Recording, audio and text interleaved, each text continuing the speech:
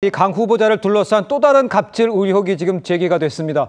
그러니까 문재인 정부 당시 임명된 정영애 전 여가부 장관이 친구들 단톡방에 공유한 글인데 제가 잠시 소개해 올리도록 하겠습니다.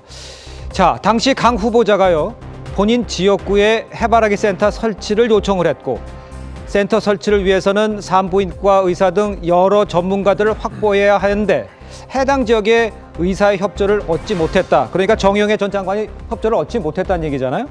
그런데 이제 그 내용을 갖다가 강 후보자한테 전달을 했더니 하라면 하라는 거지 무슨 말이 맞냐 이러면서 화를 내고 여가부 예산 일부를 삭감했다는 겁니다. 결국 강선우 의원실에 가서 정영애 당시 가족부 장관이 여가부 장관이 가서 사과를 하고 한 소리 듣고 강원실에 가서 예산을 살렸다. 이런 얘기입니다.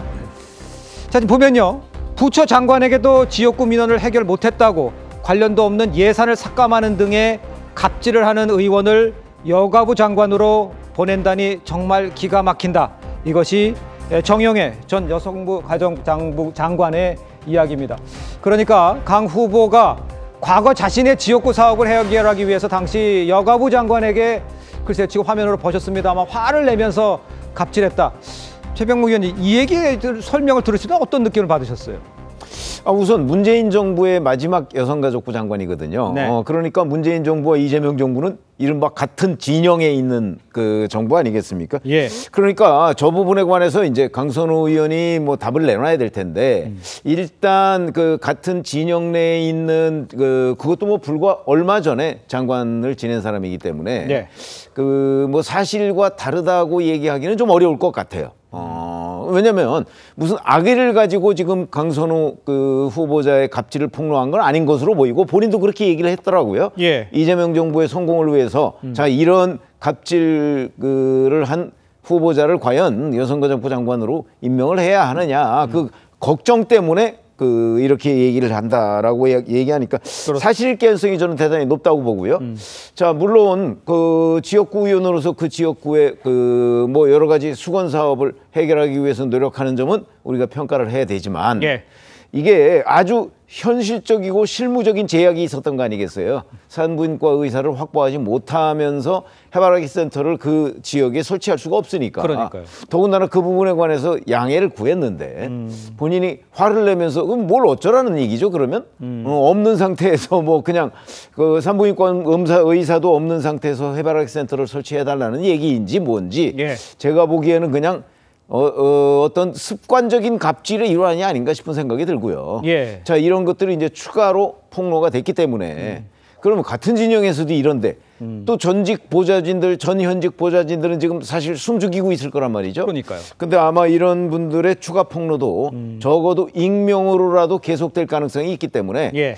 아무리 이재명 대통령이 강행을 하겠다 이렇게 예고를 해놓은 상태지만 그렇습니다. 고민은 될 것이다 이렇게 말씀드립니다. 알겠습니다. 정리해 보면 이제 강행하겠다는 의지는 저희가 이제 읽히는 상황이지 않습니까? 그런데 지금 갑질 의혹, 그것도 다른 사람도 아니고 문재인 정부 시절에 장관이었던 분이 직접 나서서 얘기한 이 상황에 대해서 지금 얘기를 쭉 해주셨는데 조현삼 부위원장께서는 어떻게 보세요? 일단 정영애 전 장관의 발언의 진위를 좀 살펴봐야 되지 않을까 싶습니다. 네. 그 발언의 그 문자 내용이죠. 문자 내용에 나와 있는 그 발언들이 강선우 후보자의 입에서 직접 나온 것인지 아니면 보좌진과 실무진 간의 그런 소통 과정에서 나온 것인지도 한번 살펴봐야 될 부분인 것 같기도 하고요. 직접적으로 만약에 강선우 의원이, 그 당시 의원이 장관에게 그러한 발언을 했다고 한다면 좀 되게 좀 지나친 부분 분명히 있습니다. 그렇지만 그 발언의 취지라든가 실제 발언자에 대한 상황을 좀 살펴보고 난 다음에 이 발언에 대해서 평가를 할 수가 있지 않나 생각이 들고요. 그리고 네. 아직까지 강선우 후보자가 이 발언에 대해서 구체적인 해명을 하지 않았기 때문에 그 예. 해명도 한번 들어본 다음에 함께 판단할 문제가 아닌가 하는 생각이 듭니다. 그러니까 물론 해명은 들어봐야겠고 내용을 알아야겠지만 지금 상황으로 보시면 갑질 논란이 계속 이어지고 있고 나오는 이 상황에서 같은 문재인 정부 시절에 있던 장관까지 특별히 또 여가부 장관이 나서서 이런 이야기를 했다. 이거는 상당히 어떤 시사하는 바가 좀 있어 보이는데요. 우리 윤 의원님. 정영애 전 장관이 정치인 출신이 아닙니다. 그렇습니다. 이분은 이제 전문가 출신으로서 문재인 정부에서 상당히 그 전문성 하나로만 발탁이 됐던 분이고요. 예. 상당히 덕망이 있는 인물로 알려져 있는 분입니다.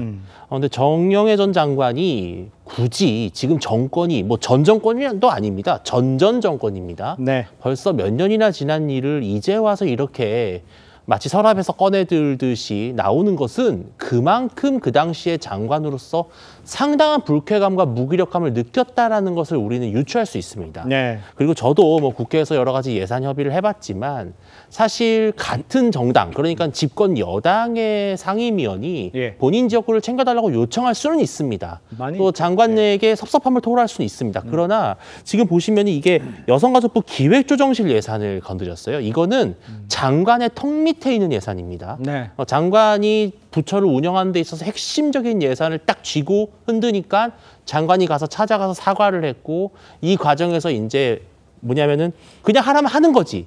이런 표현은요, 사실 전 장관이 지어낼 수 있는 말들이 아니거든요. 예. 그러니까 이러한 것들을 보면 상당히 뭐랄까 보좌진들에게 대한 이런 태도. 그 당시에 강선우 의원은 초선 의원이었습니다. 그리고 문재인 정부에서 상당히 이제 친문, 이른바 친문 성향으로도 분류됐던 분인데 예. 초선 의원이면서도 이 정도로 일국의 장관을 대하는 태도라면 앞으로 이제 재선 의원 출신의 국무위원회 자리까지 올랐을 때 과연 어떠한 갑질과 또 그런 고압적인 태도가 나올지 저는 아마 여가부 장관의 여가부 직원들부터 일단은 조금 약간 긴장 상태일 것 같아요. 아. 예, 저는 이렇게 되면은요 더 이상 이재명 정부가 내건 여러 가지 가치와 이런 것들에 국민들이 동의할 수 없을 것이기 때문에 예. 저는 이재명 정부가 임명을 강행한다는 그 입장을 다시 숙고하는 것이 바람직하다고 생각합니다. 알겠습니다. 우리 설주환 변호사께는 이렇게 여쭤볼게요. 지금 숙고하는 것이 물론 강행한다는 의지는 다 읽혀지고 있는 상황인데 숙고하는 것이 좋겠다라는 이런 이야기도 나오고 이런 식의 갑질 폭로들이 이제 계속 나올 것 같은 생각이 드는데 어떻게 대응해야 될 것 같아 보이세요? 민주당에서요? 네. 저는 지금 당 지도부가 어떤 임명 강행에 큰 영향을 미쳤다라고 오늘 아침에 우상호 정무수석이 분명히 인터뷰에서 밝혔거든요. 네. 그러면 당 지도부라 해봐야 지금 뭐 김병기 원내대표의 원내 집행부가 아마 저는 지금 얘기로 생각합니다. 예. 근데 지금 당 지도부가 어떤 정말 눈물겨운 동지애를 발휘를 한 것인데 이런 경우에 어떤 민주당이 이제까지 지켜온 네. 어떤 피해자 중심 정당, 그다음에 피해자를 보호하는 정당, 이런 어떤 전통적인 가치를 훼손하면서까지 어떤 강선우 후보자에 대한 임명 강행을 당에서 이렇게 밝힐 필요가 있었을까 모르겠습니다. 그게 이재명 대통령의 어떤 눈치를 보아하니 어떤 의사를 어떤 잠재된 의사가 봤을 때는 임명을 하고 싶어 하시는 것 같으니 어떤 당 지도부의 의견을 빗대어서 지금 얘기하시는 건지는 모르겠습니다만은 예. 어찌됐든 간에 지금 민주당 지도부의 의견이 어떤 지배적인 영향을 미쳐서 강선우 후보자에 대한 임명을 강행한다고 한다면 정말 많은 민주당 보좌진과 그다음에 민주당이 지금까지 지켜왔던 피해자 중심 정당으로서의 역할을 앞으로는 제대로 할 수 있을까라는 의문이 듭니다.